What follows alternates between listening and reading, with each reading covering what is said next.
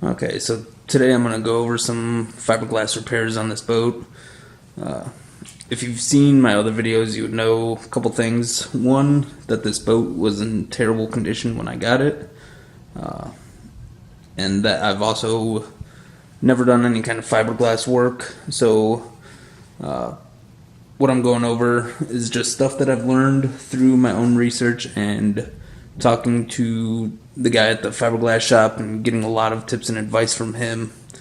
So what we're going to be working on is this hole. This is a former live well, so that's a through hole that was used with a plug to fill and drain the live well. And then this little patchy area, it had some previous work done to it. I don't know what the issues were. It looked like they used some cheap fiberglass kit, and they, along with the rest of the work that they've done on this boat, kind of showed that they weren't exactly competent in what they were doing. The reason this was kind of an issue to me was there was a lot of built-up resin on there, and that's not a good thing. When you do fiberglass work, the strength comes from the fiberglass itself.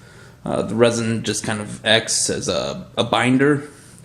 So adding additional resin is not going to make your repairs any stronger. In fact, it can actually make it worse. And as I started seeing with this one, the resin was brittle, started flaking off and cracking. So I sanded all that off, and I'm going to be laying just 2 layers over that. I'll go over that in a little bit. Okay, so the guy that I was talking to at the fiberglass shop, he did repairs professionally for about 15 years before he started working at that shop, and he seems like a pretty credible source. And between him and other credible online sources, this seems to be the general consensus on how to properly repair a through hole with fiberglass. So first you want to start with a kind of a base so that your resin doesn't seep all the way through and start dripping out. The guy at the shop suggested either electrical tape or duct tape for this repair. It's small enough that it's not going to matter much. I don't know what you would use on a large hole. Luckily, I don't have to deal with that. So you want to lay down a backing. Actually, before you do that, you do want to sand it down. And the way you do that is, the general rule of thumb is whatever the thickness of the material that you're repairing is, you want to go out 7 times that thickness. So on this boat, I averaged the thickness to be somewhere between 1/8 inch and 3/16. So from the hole that I'm repairing, I sanded out about 1.5 inches or so with a taper. So you got your taper, you got your backing. When you start laying down your mat, I hope this is kind of understandable. So your first layer is going to go to the outer edges of your taper. It's going to be your largest surface area. So you're going to cover the hole, and it's also going to give it a lot of parent material to bite onto and really get a strong hold. Your next layer up is going to be roughly the size of the hole, slightly larger. And then if you have to do several layers, I don't know how many layers this one's going to take me, but you would do another larger one out to the edges, or pretty close to the edges of your taper, and then another smaller one. And you're just going to repeat that pattern until you're built up to a point where your fiberglass that you laid down is going to kind of crown over the edges of the surface that you're repairing. So it's going to bubble up. It's a lot better to sand down your structural material rather than kind of have a void in there and then have to go back through with filler. This is just going to have a stronger repair. So after that, you're going to kind of want to do the same thing to the bottom. If you can access both sides, it'd probably be advisable to do it all at once sand your tapers top and bottom. But for something like this, I can only work on one side at a time. So I'm going to do the top side, let it cure, flip the boat over, and you don't have to go as extreme with the taper because now you already have the top layer done. But you are going to want to taper off just a little bit, sand down into the material that you laid, taper on the other side. And you're going to go with the opposite pattern for this one. You're going to go small and then large. And you're going to, hang on a second. Sorry about that. As my wife told me that dinner's ready. So I'm going to finish explaining this, go eat, start the repairs. So what I was saying, you want that small layer to kind of be the base, and then a wider layer outside of that. I'm not exactly sure if those really matter which way they go, but the fiberglass shop guy, he told me to do probably 2 layers on the outside until you get the same kind of crowning effect that you had on the first one. For the same reason, you're going to want to sand that down rather than putting filler material in there. It's better to sand it down. So this would be a cross section after your repairs. You got the taper on the top, the taper on the bottom, your repair material in the middle. This is your base material, and then all kind of sanded flat, so you'll never even notice there was a repair there. So I'm gonna go eat, and then I'll start cleaning up the boat and doing the repairs. Okay, so before I start cleaning this up, I wanted to point out a few things. One, you're always going to hear about how much sanding is involved with fiberglass work, and it's true. I was using this belt sander for a majority of my sanding, and then I would go in with the oscillating tool for some of the finer details. So on top of this bag kind of being full, it's a self-vacuuming belt sander. I also have this big mound of just dust that was sanded off from just this one little area. I avoid using the angle grinder just to keep the dust down, and as you can see, I keep most of it in the boat, and then I'll come through with the shop vac and vacuum it up. Another thing I learned when using this oscillating tool is here's a little sanding pad that I've been using. Is it doesn't take too long for it to overheat, not the motor or anything, but this head. You can see I had the sanding pad on there, and it just started melting from going in and getting some of these finer areas. Held it on for too long, didn't let it cool down, and that's just plastic. I don't know if there's different materials that they make them out of, but that's kind of just a rubber plastic material. Started melting through the little sanding disc that was on there. So if you are using one of these, just be aware of that. And then this is the hole.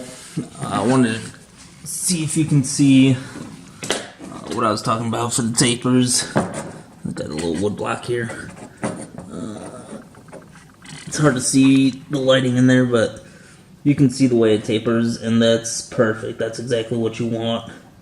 So I just wanted to show you that. Now I'm going to clean out all this boat, put my duct tape backing on that, and start laying the glass.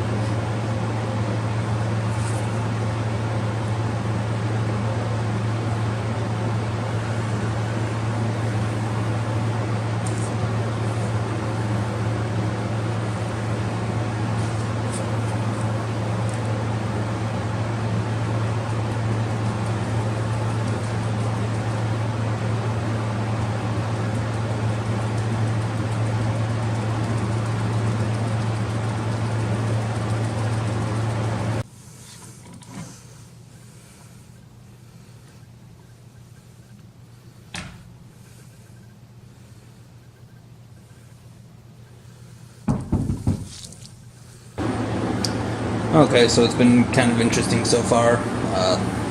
Sorry about that humming in the background. That's my garage heater. But I don't know if you can see it in the camera, but as I was laying my fiberglass, I used a little solo cup to mix my resin. I never heard anything adverse about it, but then again, I never looked it up to see if that was okay. I just forgot to get some actual mixing containers. Had some solo cups laying around, so I didn't think anything of it. Decided to mix up my resin in that. It had some sort of reaction with it, melted out the bottom, and just spilled my resin everywhere. So from there, at first I already had too much because I miscalculated, read the directions wrong, poured out my resin, double checked the directions, realized I had too much, but I figured I'd rather have too much than not enough, so I just went with it, put in my catalyst and started going, mixed it up. So you saw I laid the glass, blew out the bottom, spilled it everywhere. So then I quickly laid this. I already had everything set up, so I quickly laid that, just dipping the paintbrush into the big spill that I had. Finish this up. I'm really hoping this doesn't negatively affect the repairs. I'm gonna wait for it to cure, double check it. I was able to go get some rags and quickly clean up what I can. So don't let this all dry. This, as long as it's no adverse effects, I'm not worried about it. There's gonna be a false floor in here. This, I'm also not too concerned with, being that it's just kind of patching up a previous repair. And it's kind of interesting because I noticed where it was as I was like sanding and grinding, and after I laid in the resin, you can definitely see where the previous damage was. So I got it pretty covered pretty well. I got 2 layers of 1.5 ounce chop strand on there. It didn't look like maybe in this corner I got a little extra resin, but it didn't look like it got saturated from my disaster over here. So I went and got some rags, cleaned that up, double bagged it with some trash bags. I had to take my trash out anyway, so I set it in the snow on pavement away from the actual trash can, so if it does start heating up or anything, hopefully there's no issues. I'm just going to keep an eye on it for the next hour or two and see how things are going. But, so that's my lesson of the day. If you got nothing else out of this video, make sure you use approved containers to mix your resin, because you may have a reaction that blows out the bottom. Thanks for watching for now.